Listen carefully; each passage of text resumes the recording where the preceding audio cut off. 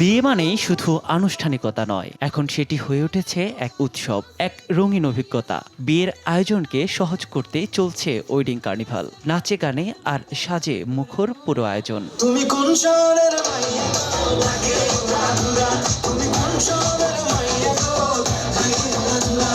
Wedding কার্নিভালের দ্বিতীয় দিনে নাচের তালে দর্শকরা উপভোগ করেন বিয়ের আনন্দ। প্রজাপতি হয়ে ডানা মেলেন সোশ্যাল মিডিয়ার পরিচিত মুখ মনিকা কবির। অনেক অসাধারণ অভিজ্ঞতা ছিল।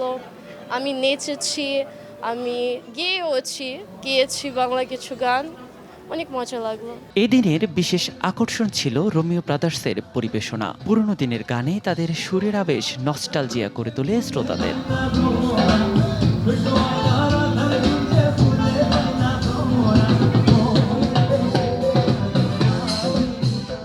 এখন তো সবাই ব্যস্ত, তো আমার মনে হয় যে এরকম একটা আয়োজন হতে পারে যে কারো বিয়ে, আমার বিয়ে না, যে কারো বিয়ে খুব ইজি হয়ে যাবে। অনেকে বিয়ে নিয়ে অনেক স্ট্রাগল করি যে এটা কোথায় পাবো, এটা কোথায় পাবো, এটা কোথায় পাবো, কারণ বিয়ে তো মানুষ একবারই করে।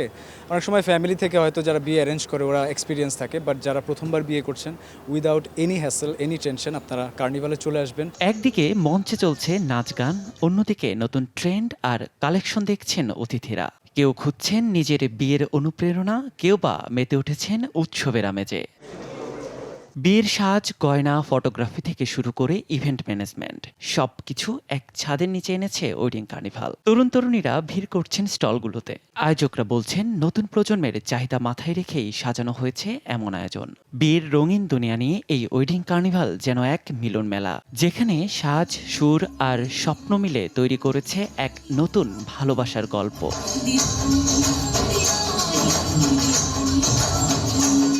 নিয়াজ শুভ, সময় সংবাদ, ঢাকা।